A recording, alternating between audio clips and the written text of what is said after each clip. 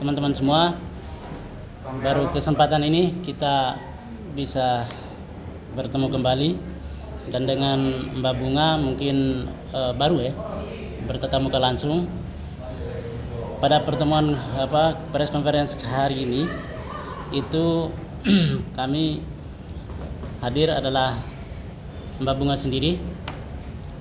Kemudian Mbak Bunga ini mantan istri dari Tilasah. Kemudian didampingi oleh penasihat hukum Abu Bakar J. Lamata Poesa dan Ibrahim Kopong Bolesa, dan Mbak Bunga didamping juga oleh teman dekat. Teman-teman sekalian, pada konferensi pers kali ini kita mau menyampaikan fakta-fakta.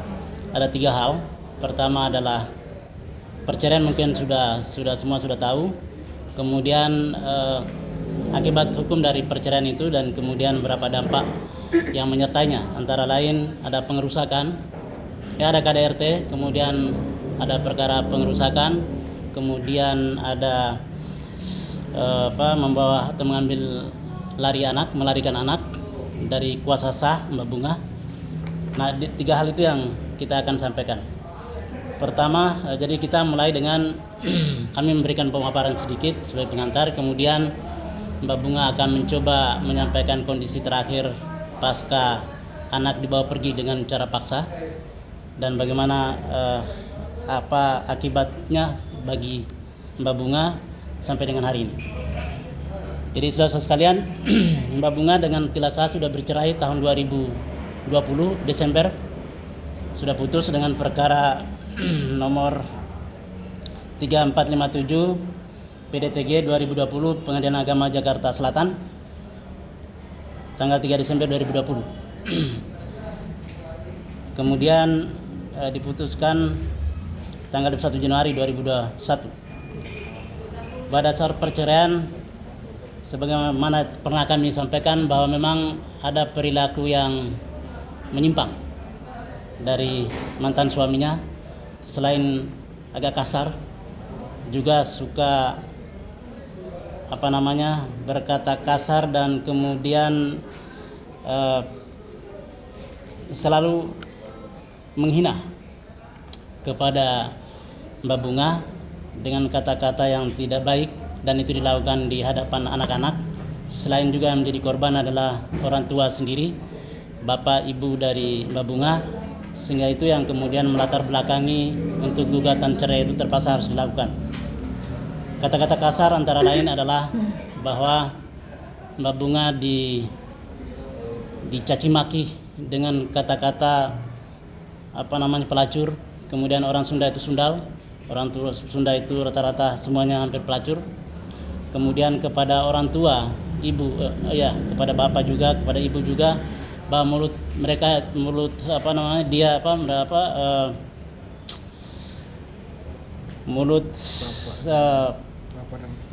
bapak kamu itu lebih bersih daripada lubang anus saya, antara lain kata-kata seperti itu, dan itu sangat kasar, dan itu yang kemudian memicu dan menyemangati, membuat Mbak Bunga harus kemudian melakukan gugatan. Kemudian ternyata selain itu sebagai sebuah bentuk kekerasan psikis yang dialami sejak tahun 2006, sejak menikah sampai dengan 2020, dan itu secara terus-menerus dilakukan, sehingga kemudian beliau Tilasah dilaporkan bulan Desember 2021,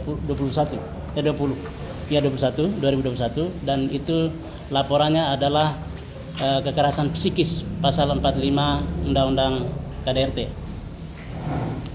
Pasal 45 itu ancaman hukumannya di bawah 5 tahun, ancaman hukumannya 3 tahun, sehingga kemudian proses itu berjalan di Polres Jakarta Selatan, dan Tilasah yang bersangkutan sudah ditetapkan sebagai tersangka, dan proses saat ini sudah sampai pada berkas dilimpahkan ke Jaksa Penuntut Umum Kejaksaan Negeri Jakarta Selatan, dan sekarang dalam proses pemenuhan P19 untuk kembali ke JPU, sehingga kemudian dilimpahkan ke pengadilan. Jadi tinggal sidang saja. Bahwa kemudian Tilasah dalam perkara KDRT ini tidak ditahan, memang ada alasan objektif bahwa yang bersangkutan diancam dengan pasal yang ancaman hukumannya di bawah 5 tahun. Nah, ancaman hukuman di bawah 5 tahun memang tersangka tidak harus ditahan, kecuali dia melarikan diri, menghilangkan barang bukti dan kembali melakukan tindak pidana. Nah, dalam hal ini sesuai dengan pasal 21 KUHP 21 ayat 1 KUHP bahwa ternyata yang bersangkutan Atilasa itu kembali melakukan tindak pidana. Itu alasan subjektif.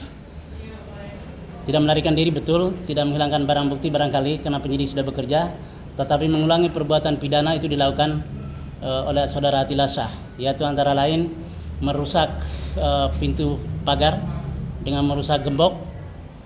Kemudian yang terakhir adalah membawa lari anak. Jadi anak dari perceraian itu 2 anak, Jaka dan Kardin Alodia, itu anak masih di bawah umur, dan itu dibawa lari, diambil paksa pada November 4 November 2021, dan sampai dengan saat ini anak itu tidak tahu di mana mereka berada, dan ternyata memang disembunyikan dan tidak diberi akses untuk Ibu Bunga untuk mengakses mengetahui di mana mereka berada. Dan itu sebagai bentuk dari perbuatan pidana. Jadi kembali melakukan tindak pidana yang seharusnya menurut hukum pasal 21 KUHP bahwa Atilasa itu yang bersangkutan dalam status sebagai tersangka itu sudah sepatutnya untuk harus ditahan oleh Polres Jakarta Selatan. Nah, akibat dari perbuatan itu ternyata kemudian kami, Bunga Supiana, kemudian melakukan laporan, mengambil langkah hukum dengan melaporkan yang bersangkutan Atilasa di Polda Metro Jaya dengan LP nomor 5949 Polda Metro Jaya tanggal 28 November 2021.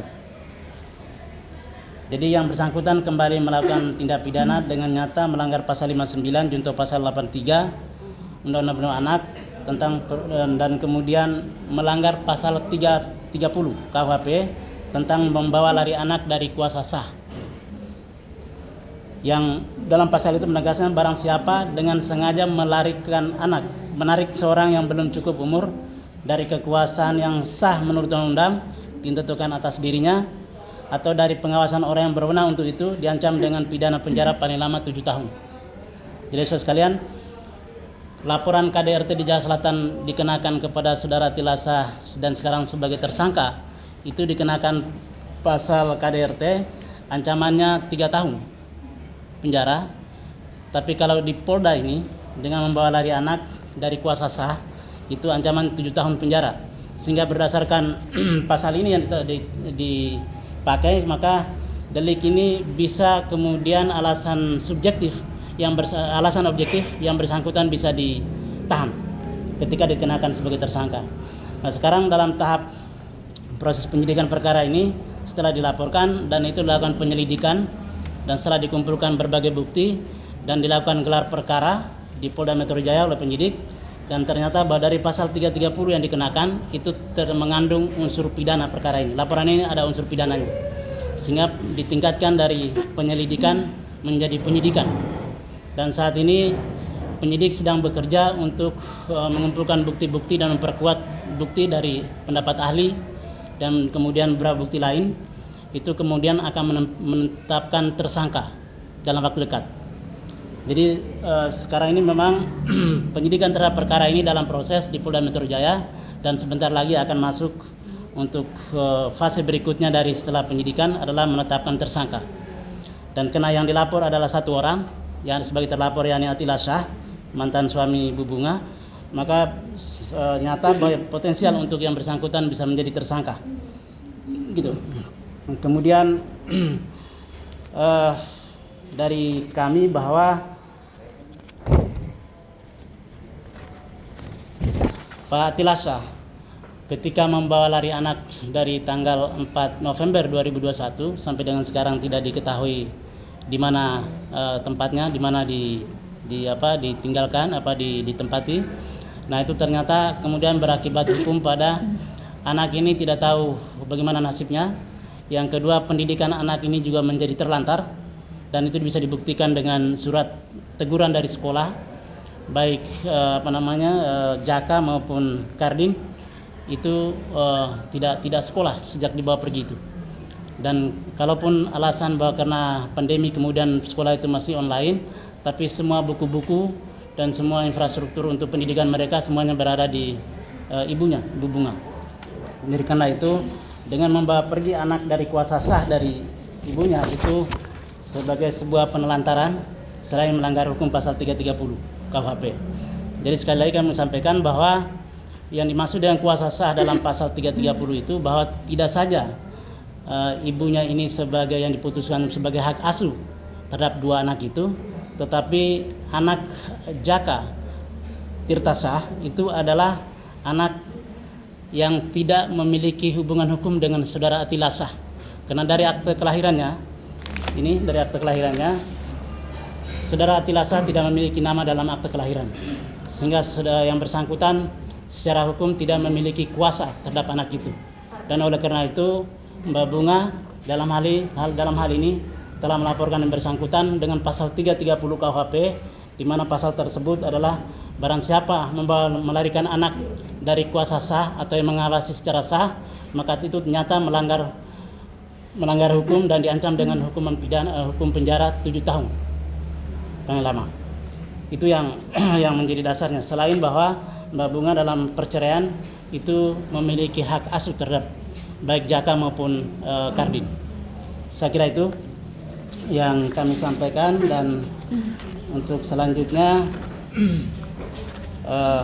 kita bagaimana dengan situasi atau kondisi dari Mbak Bunga sendiri. Jelas bahwa seorang ibu ketika hidup dengan anak di mana dia mengandung, kemudian dia membesarkan, menyusui dan membesarkan, menyekolahkan, dan semua kebutuhan anak-anak dari sejak kandungan sampai sekolah itu sepenuhnya adalah menjadi tanggungan ibunya.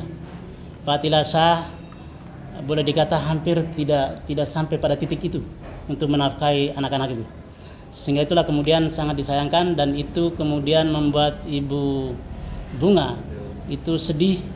Dan kemudian tentu saja bahwa resah, karena yang dipikirkan adalah bukan saja anak ini di bawah umur, tapi ada satu anak yang namanya Kardin, itu adalah anak perempuan.